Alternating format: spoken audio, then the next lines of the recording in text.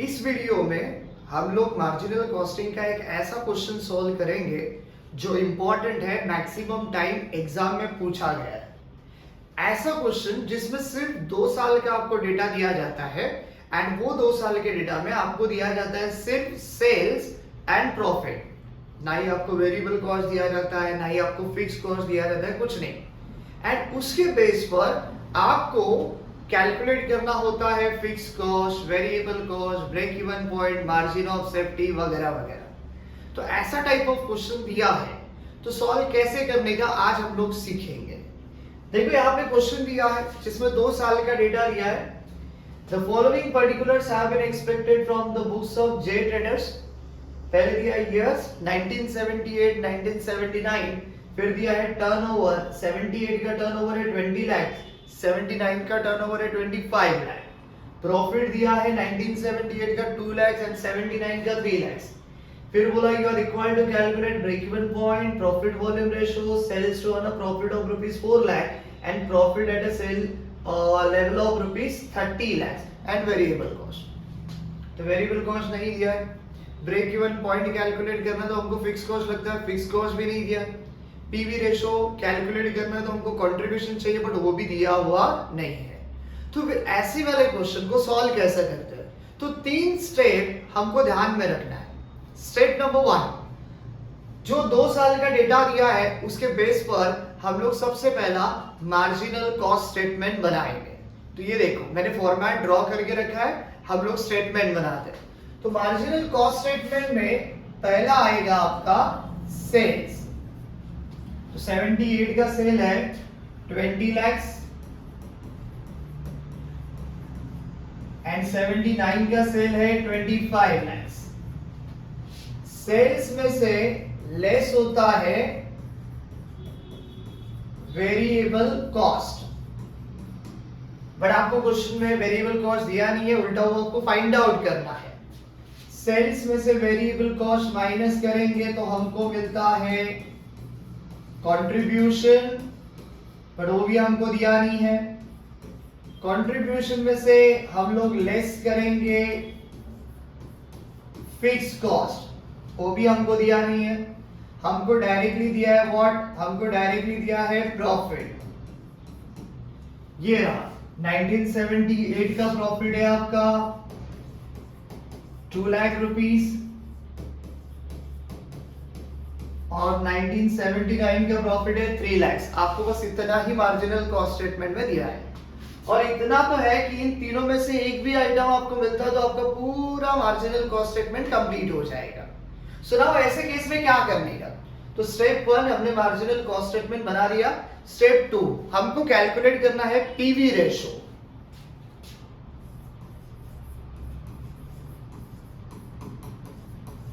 So calculation of profit volume ratio. Now ऐसे type of question में PV ratio calculate करना है तो क्या करने का? नॉर्मल पीवी रेशो का फॉर्मूला होता है contribution upon sales into 100, but जब ऐसे क्वेश्चन है तो इसमें कंट्रीब्यूशन दिया ही नहीं है, सिर्फ सेल्स ही है। तो जब आपको ऐसे 2 साल वाला क्वेश्चन दिया रहेगा तो आपको पीवी रेशो कैलकुलेट करने के लिए एक दूसरा फॉर्मूला यूज करना है, और वो फॉर्मूला क्या है? देखो, profit volume ratio is equal to change in profit upon change in sales into 100। ये फॉर्मूला आपको यूज करना है कब? जब आपको 2 साल का डेटा दिया है, 2 साल का सेल दिया है, 2 साल का प्रॉफिट दिया है, तब। सिंगल ईयर में ये फॉर्मूला चलेगा नहीं। सो अभी देखो चेंज इन प्रॉफिट। 1978 में प्रॉफिट 2 लाख था, 79 में 3 लाख हुआ, यानी कि आपका प्रॉफिट कितने से चेंज हो रहा है? 1 लाख से। 1978 में सेल 20 लाख था, 79 में सेल हुआ 25 लाख, यानी कि सेल कितने से चेंज हो रहा है? 5 लाख से, इनटू 100। करो कैलकुलेट, देखो कितना आएगा। Very simple, 1 lakh divided by 5 lakh into 100 अगर आप करते हो तो आपका प्रॉफिट वॉल्यूम रेशियो आता है 20%। ये हो गया आपका सेकंड स्टेप। ओके, नाउ इस प्रॉफिट वॉल्यूम रेशियो से आप कैलकुलेट कर सकते हो कंट्रीब्यूशन बाय यूजिंग पुराना वाला formula of profit volume ratio. पुराना वाला फॉर्मूला क्या बोलता है? Profit volume ratio is equal to contribution upon sales into 100। Profit volume ratio आपको मिल गया 20%। सेल तो आपके पास है, कोई भी एक साल का सेल ले लो, उस साल का कंट्रीब्यूशन आपको इजीली मिल जाएगा। तो देखो फ्रेंड्स, पीवी रेशियो 20% आया है। नाउ अब इसके बेस पर हम लोग कैलकुलेट करेंगे contribution. So calculation of contribution, और कंट्रीब्यूशन कैलकुलेट करने के लिए हम लोग पुराना वाला फॉर्मूला यूज करेंगे। PV ratio is equal to contribution upon sales into 100। But गड़बड़ एक ही है फ्रेंड्स, हमारे पास सेल्स दो दिया है, 1978 का 20 लाख, 79 का 25 लाख। हमको दोनों में से कोई तो एक सेल लेना है। तो हम लोग यहां पे बोलेंगे कंसीडरिंग द ईयर 1978। अगर हम लोग 1978 को कंसीडर करते हैं, पीवी रेशियो में कोई चेंज होने वाला नहीं है, 20%। कंट्रीब्यूशन हमको मालूम नहीं है, बट हमको मालूम है 1978 का सेल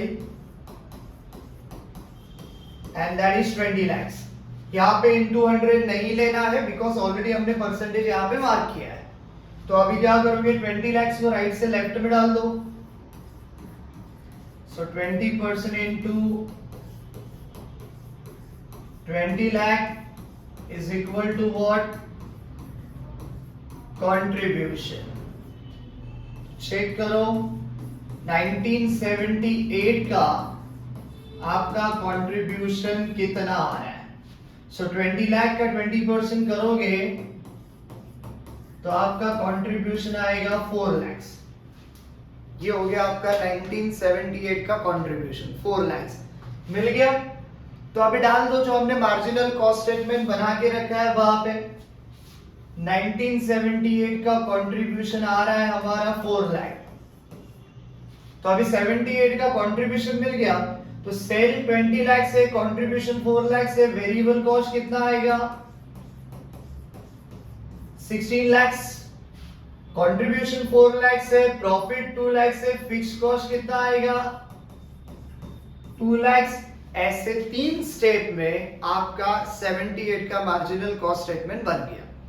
एंड एक बार ये बन गया तो फिर PV ratio, break even point, required sales आप इजीली कैलकुलेट कर सकते हो। तो 1978 का तो मार्जिनल कॉस्ट स्टेटमेंट हो गया। 79 का कैसे बनाएगा? तो बहुत सारा स्टूडेंट को लगता है फिर 79 का पीवी रेशियो ले, 79 का कंट्रीब्यूशन निकालो। नहीं, ये सब कुछ करने का जरूरत नहीं है।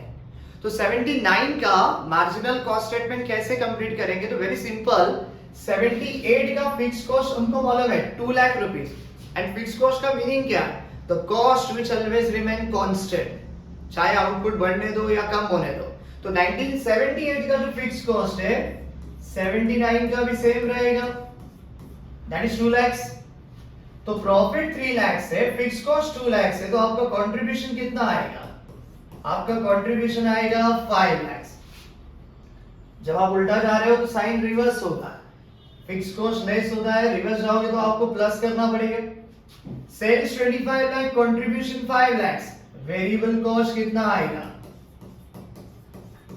20 lakhs। ये बनेगा आपका मार्जिनल कॉस्ट स्टेटमेंट। तो देखो फ्रेंड्स, हमारा पीवी रेशियो निकाल के हो गया।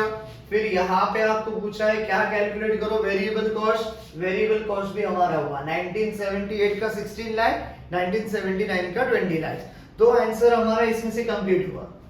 नाउ अभी हमको क्या चाहिए, नाउ अभी हमको कैलकुलेट करना है ब्रेक इवन पॉइंट। सो 3 स्टेप हमारा हो गया। अभी जो आपको क्वेश्चन में पूछा है कैलकुलेट करते जाओ। तो आपका अगला हेडिंग आएगा calculation of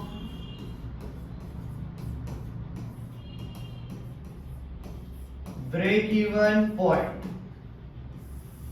break even point हमको कैसे कैलकुलेट करना है? ब्रेक इवन पॉइंट हमको कैलकुलेट करना है इन रुपीस। पर यूनिट में निकाल भी नहीं सकते बिकॉज पर यूनिट आपको दिया नहीं है, तो break even point in units नहीं निकलेगा। So break even point in rupees का फॉर्मूला क्या है? Break even point in rupees का फॉर्मूला है fix cost upon profit volume ratio. तो फिक्स कॉस्ट हमने फाइंड आउट किया है, कितना देखो हमारा फिक्स कॉस्ट 78 रहने दो या 79, फिक्स कॉस्ट हमारा 2 लाख है। पीवी रेशो 78 रहने दो या 79, पीवी रेशो हमारा 20% है। तो फिर we can say what, fix cost 2 lakh, PV ratio 20%, तो हमारा break even point in rupees कितना आएगा? Break even point in rupees आएगा हमारा 10 लाख। आप कैलकुलेट करके देख सकते हो, 2 लाख डिवाइडेड बाय 20%, ये हो गया हमारा ब्रेक इवन पॉइंट। तो ब्रेक इवन पॉइंट हो गया, पीवी रेशो हो गया। नाउ आगे क्या पूछा है? Sales to earn a profit of rupees 4 lakh, यानी कि 4 लाख रुपीस प्रॉफिट अर्न करने के लिए हमको कितना रुपीस का सेल करना पड़ेगा। चलो जाते हैं आगे। यहां पे हमारा हेडिंग आएगा calculation of required sales to earn profit of rupees 4 lakh, to earn profit of rupees 4 lakh. Formula क्या आएगा देखो, हमारा फॉर्मूला आएगा required sales in rupees is equal to fix cost plus desired profit upon PV ratio. ये सब previous videos में हमने formula देखे हुए हैं, तो ना वो फॉर्मूलास अगर आपको आते हैं तो क्वेश्चन आप इजीली सॉल्व कर सकते हैं। रिक्वायर्ड सेल का formula fix cost plus desired profit upon PV ratio. Fix cost क्या है हमारा, देखो हमारा फिक्स कॉस्ट है 2 लाख रुपीस, तो फिक्स कॉस्ट आएगा आपका 2 लाख रुपीस। डिजायर्ड प्रॉफिट बोला तो क्या, डिजायर्ड प्रॉफिट मतलब एक्सपेक्टेड प्रॉफिट, आप कितना एक्सपेक्ट कर रहे हो प्रॉफिट, प्रॉफिट हम लोग एक्सपेक्ट कर रहे हैं 4 लाख, सो 2 lakh plus 4 lakh upon PV ratio.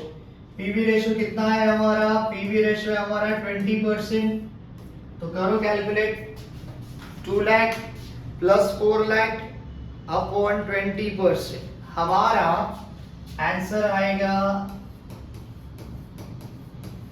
30 lakh. In short what, कि अगर आपको 40,000 रुपीस का प्रॉफिट कमाना है तो आपको 30 लाख रुपीस का सेल करना पड़ेगा, that is required sales in rupees. तो ये हो गया हमारा आंसर नंबर 3। आगे क्या पूछा है, profit at a sales level of rupees 30 lakh, मतलब आप 30 लाख रुपीस का सेल करोगे तो आपको कितना रुपीस का प्रॉफिट होगा। अभी सिंपल फंडा है, देखो फ्रेंड्स, यहां पे बोला था 4 लाख रुपए प्रॉफिट कमाने के लिए कितना सेल करना पड़ेगा, हमने कैलकुलेट किया तो आंसर आ रहा है 30 लाख, और आगे बोल रहे 30 लाख का सेल किया तो प्रॉफिट कितना होगा, बट ऑब्वियस 30 लाख का सेल किया तो प्रॉफिट सेम ही आएगा ना, कितना आएगा प्रॉफिट 4 लाख, यहां पे वो दिख रहा है 4 लाख का प्रॉफिट कमाने के लिए 30 लाख का सेल करना पड़ेगा। उन्होंने बोला 30 लाख का सेल किया तो प्रॉफिट क्या आएगा, 30 लाख का सेल किया तो प्रॉफिट कितना आएगा, 4 लाख। अल्टीमेटली आंसर एक ही है। क्लियर है? एंड आगे क्या बोला है आपका, वेरिएबल कॉस्ट। तो चलो यहां पे हम लोग बोलते हैं profit when sales are rupees 30 lakh is equal to 4 lakh. ये कोइंसिडेंट है कि यहां पे दोनों भी कैसा है, सेम है। हर क्वेश्चन में ऐसा होने वाला नहीं है, और अगर नहीं है सेम तो कैलकुलेट कैसा करने का वो हम लोग अगले क्वेश्चन में देखेंगे। बट इस क्वेश्चन में हम लोग हमारा टाइम सेव करेंगे, कोई कैलकुलेशन करने का जरूरत नहीं है। डायरेक्टली हम लोग लिख देंगे कि अगर हम लोग 30 लाख का सेल करते हैं तो प्रॉफिट कितना आएगा, 4 लाख। फिर क्या पूछा है, लास्ट पॉइंट पूछा है आपको कि आपका वेरिएबल कॉस्ट कितना है। तो वेरिएबल कॉस्ट हमने कैलकुलेट करके रखा है 1978 का भी और 1979 का भी। तो 1978 का वेरिएबल कॉस्ट कितना है, देखो 16 लाख, 17 का कितना है, 20 लाख।